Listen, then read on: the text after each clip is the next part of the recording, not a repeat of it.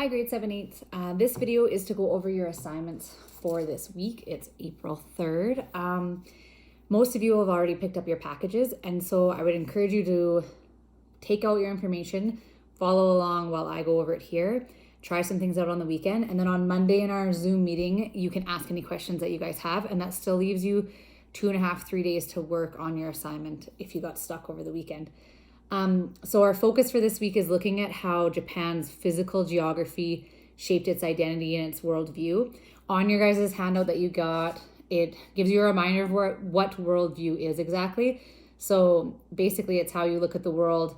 It reflects things that you find important. So your values, knowledge, so how much you really know, and beliefs. When we talked about the Renaissance, we talked about how lots of people's worldview is very narrow because a lot of them didn't have a lot of information, didn't have a lot of knowledge other than going to work, going to church, coming home. And then when we talked about Spain and the Aztecs, we talked about how both of their religions played a huge role in how they saw the world and what was right and what was wrong. So for right now, we're just going to look at the way that Japan, the country itself, is structured. So the size of the country, landforms, climate, things that affect the country like earthquakes, tsunamis, how those sorts of things can shape people's identity and its worldview. So for this week, most of you have 2 assignments. A few of you just have 1. You all have been sent either online or in paper form a copy of the Google Slides. And what I'm going to do is I'm going to go over the Google Slides with you guys just like I would normally in class. And then I'm hoping that will help you guys answer questions and kind of be able to navigate through it on your own for the most part. And then I can answer any questions you guys have in our Zoom on Monday, or you can always text or send an email or call the school. I'm sure there's a much more like technologically advanced way to do this, but I'm going to flip my iPad towards my computer screen where I've set up our slideshow like this, and then I'll go over it with you guys. So like I said, everyone has a copy of this sent either on Google Classroom, or I have sent you home a paper copy like this. So how has Japan's physical geography shaped its identity and its worldview? So the first thing I actually wanted to do was have you guys think about our own physical geography. So in Alberta, we have tons of different factors. I mean, Canada is a huge country. And so even within each province, there's a whole bunch of factors that make up the physical geography. So we have really strong winds in southern Alberta. We have mountains, lakes. We have really flat areas. Obviously, where we live, it's very flat. We have coulees, natural resources, oil and gas farming. We also have forested areas.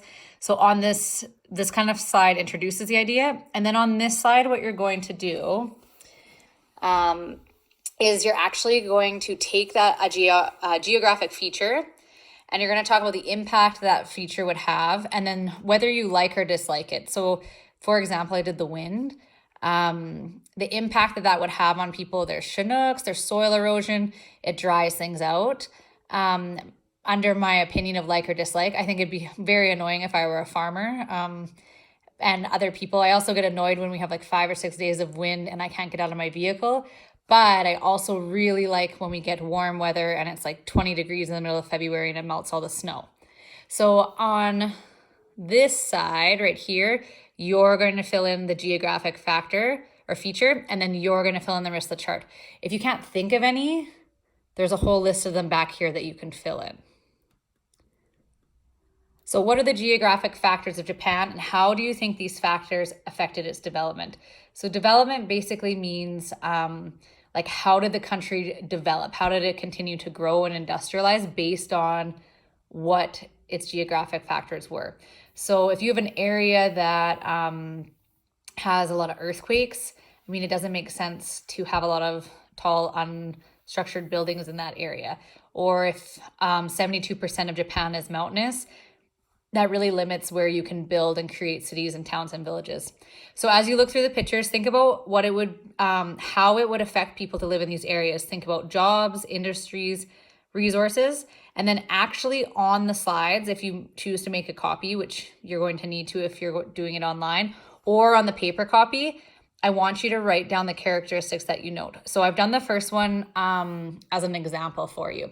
So the first one is an example of a map of Japan. It shows up here in the key different areas that have mountains, hills, low-lying areas. And then it also shows different towns, major cities, and then mountain ranges that run up through the middle. So for an example, I put on the map, I noticed there are lots of mountainous regions in Japan. That would make it difficult to farm. It looks like most of the cities are on the coast by the oceans. Most of interior Japan looks to be mountain ranges. So therefore, most of the population must live by water or in small villages at the base of the mountains. Fishing might be an important resource. So that's all I'm asking you guys to do for each picture, is to look at it and tell me how you think that geographic feature that you're looking at might influence someone's worldview. So the next picture shows some of the terraces that have been built. And so you guys took grade 3 social forever ago. But if you remember learning about Peru, they do terrace farming. So they grow small crops on these little hills here that they've dug in so that the water stays on the land and doesn't run down. We've got another map that shows where different clans or the prominent clans in each area. So you might want to tell me a reason why you think like say the Takeda clan, why is it so big? Or why is it in this area? An example of some natural resources. On the side here, it gives you a legend, and then you can go through, have a look at where the natural resources are in each area. The Ring of Fire, Japan's located right here. So if you need a reminder of what the Ring of Fire is, look back in your notes or in your textbook. That's a question that we answered in your guys' chapter notes from last week. We have a temple, so religion, how that impacts worldview. We have tsunami waters coming in. And then on the very back is another chart that you need to fill in. So either you write it in on your paper copy or you can fill it in here. Oh no, 10%. I have to hurry. Okay. So I did the first one for you. So Japanese geographic features, and then how might this feature or factor have shaped Japan's development? So Japan is 72% mountainous. Example, there's not a lot of space for large cities and towns. You would have to build all on the outer edges since the mountains run through the middle. Or towns would be very spaced out because of the mountain ranges in between them. The other 3 are up to you to answer, and how it shapes how a country is basically developed and built. All right. Okay, so how does the geography actually affect someone's lifestyle? I want you guys, while you're looking at these pictures, to think about things. There's a couple videos as well. Think about population, the size of the country, and space, and the difference between cities in Japan and cities in Canada. And then even just think about population. We did that at the beginning of the year, compared population and size. Canada is much, much, much, much larger than Japan, but the population that it's squeezed into Japan is enormous. So you don't have to write anything down on these slides. I just want you to think about how they would affect someone who's living there. This one actually has a video that goes with it. So these guys are professional train stuffers. It's their job to actually push as many people into the train as they can and then help them get the door shut. When you watch the video, I think you'd be pretty astounded. And you guys know that I don't even like being in an elevator, so I don't think I could ever ride a train in Tokyo. This one has another video too. It shows you guys a video of a wave park, and the wave park is so full of people that you can't actually see the water, which is crazy. This is a graveyard, so you guys can see what happens when you have little space but a large population. This is a chart showing you guys population growth, and then it also gives you the biggest population per age. A capsule hotel in Japan, so you would stay in one of those little rooms and sleep in that little room. That's what you're renting for the night.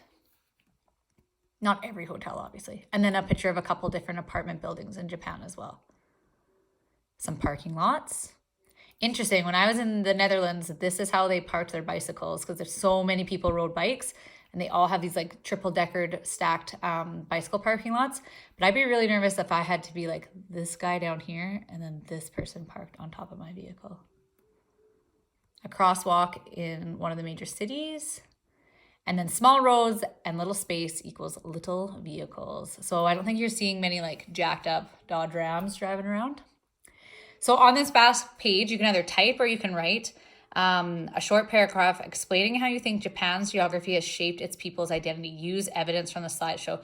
So your response can't just be, oh, well, I think Japan's geography means that people have to live close together because it's tiny and there's lots of people. That's a great first sentence, but then you need to tell me which slide or how you know that, or some evidence to back that up. We talked before the break, I'll call it a break from classes, that not giving an answer that's just a fact or an opinion, you have to back it up, your argument, with some evidence. So make sure that your sentence or your paragraph has some evidence supporting it from somewhere in the slideshow. Now, for some of you, that's your only assignment for the week. For others, you're going to go to Factors in Worldview. This is also on your Google Docs. Physical geography. So think of these pages as a summary of your thoughts after going through the Google Slides. Each image represents a part of the physical geography in Japan. Your job is to jot down words that represent the effect on worldview these factors would have. The first two are done for you. So I've shown you two different ways that you can do this. So this one is obviously mountain ranges. So I wrote that this would help with isolationism. It's hard to communicate with other towns. It makes it hard to create friendships or allies with towns and for clans to join together. And then what I did as a second way to do this is I broke it into worldview. And some of you guys might find this easier. So I have knowledge, beliefs, and value. And then I wrote a little sentence for each one. And my personal opinion would be that this way might be the easiest way for lots of you to do this. So tsunamis, knowledge. People in Japan would be very aware of the damage and dangers a tsunami could cause. Beliefs. In the past, maybe they believed the tsunamis were sent from God to punish them. That's just my opinion. So I'm not worried about whether you guys are necessarily wrong or right. I want to hear your opinion. And then value. They would value high buildings because that's about the only place you can run to if there's a tsunami. Safety and hospitals and possibly healthcare. So if there's lots of natural disasters, then you want to make sure that you have people in place that can take care of you. So like I said, my recommendation would be to do this section, these two pages like this. Break it into knowledge, beliefs, and value, and then you know that you've touched on everything. If you guys have any questions, I would start this assignment or just work through it a little bit and then save your questions for Monday. We can go over them together as a class. Austin has also created us a Zoom or a Discord chat group, and you could post your questions on there, and then either I'll be able to answer them, or someone else in your class might be able to as well. Okay, I will talk to you guys on Monday in our Zoom meeting. Have a good weekend.